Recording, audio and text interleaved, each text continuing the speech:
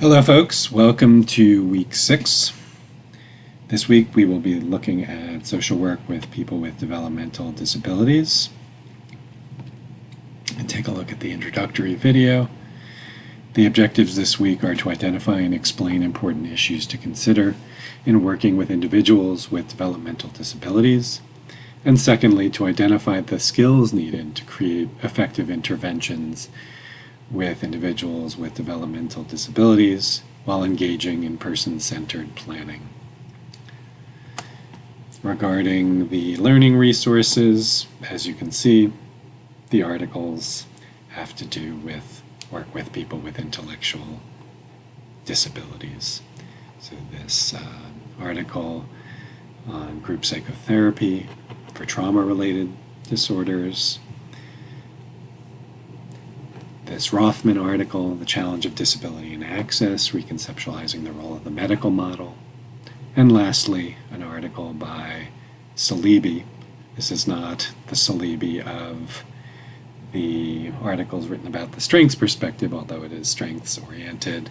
I believe this is Dennis Salibi's wife, Applications of a Capability Approach to Disability and the International Classification of Functioning Disability and Health in Social Work Practice. So I think all interesting, well-written articles that should give you a good introduction, and for those of you who have knowledge of this area, some ways to brush up on your knowledge.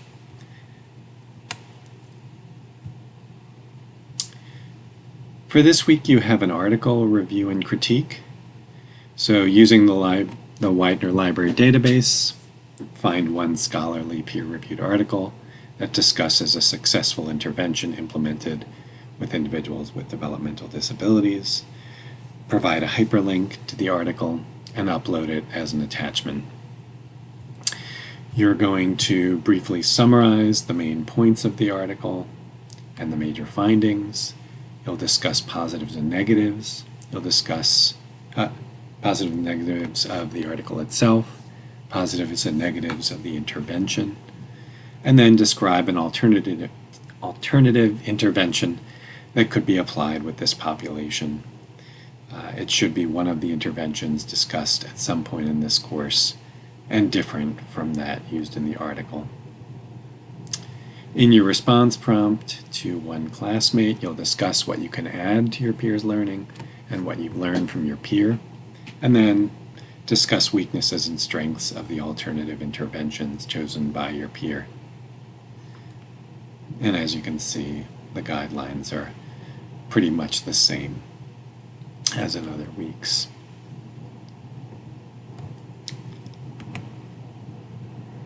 So one discussion forum this week, and then straight to the case presentation video role play. And I'm going to pull that up on a separate screen. This is due a week from today, so August 11th by 11:59 p.m. And this is 15% of your grade. Each of you will create a 20 to 25 minute case presentation video role play related to your case summary. And you'll display your use of theory and intervention you've chosen to use with your mock client. In step 1, you'll select someone to role play a client as your interviewee, making sure you've received written permission to record the interview. It can be a classmate, family member, friend, or other acquaintance, but it must be someone who's 18 or older. Even someone who may be playing the role of a child, they must be 18 or older.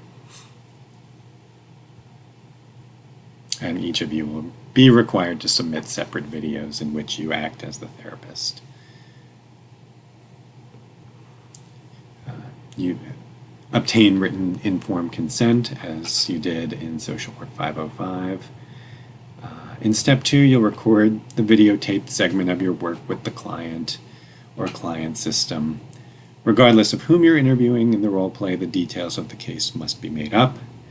Don't ask your friend about a real past trauma or condition that they may have experienced. When recording the encounter, focus the camera on you, not the person role-playing your client. This is to give me the opportunity to observe your skills. In structuring your presentation, it's not a 20 to 25 minute role play. It's only the first 10 to 15 minutes is the role play in which you display your use of the intervention. And the skills should include attending skills, working to develop a collaborative relationship, joining empathetically, and other major skills relevant to your intervention. The last 10 minutes or so is your wrap-up and conclusion. So here you're going to discuss and summarize your work with the client. So you're going to talk about what you did in the role play in the first 10 to 15 minutes. You're going to include a specific aspect, for example, a challenge that you experienced or something that you wanted to illustrate of the case that you'd like to discuss with the class as part of evaluating your practice effectiveness, including your use of skills, application of theory, etc. And then in step 3, you'll upload the video to MediaSpace. Please make sure to reach out to me if you have any questions. This is really, it sounds like a lot, but again, remember that the role play is 10 to 15 minutes. The wrap-up and conclusion is an equally important part. So here is where you're really going to go in depth about what you did and highlight one particular area that you felt was particularly important or something that was challenging for you. And then make sure to take a look at the rubric. And as you can see, there are a number of different categories. It's not just focused on your use of the intervention. Your professional appearance and demeanor, communication style, and public speaking skills are important. The role play itself, the intervention, evidence of attending skills, evidence of developing a collaborative relationship, joining empathetically. 6 points. So similar to the video in Social Work 505, those ways in which you demonstrate the relationship that you're building or that you built with the client, that's significant. The displayed evidence of a theoretical framework used to guide the interview and relationship development, that's 3 points. And then your wrap-up and conclusion is 4 points. So it's important to carry out the intervention itself and to demonstrate that you've done that clearly and methodically. Remember, though, that perhaps more importantly is the relationship development, the basic skills that we're looking for.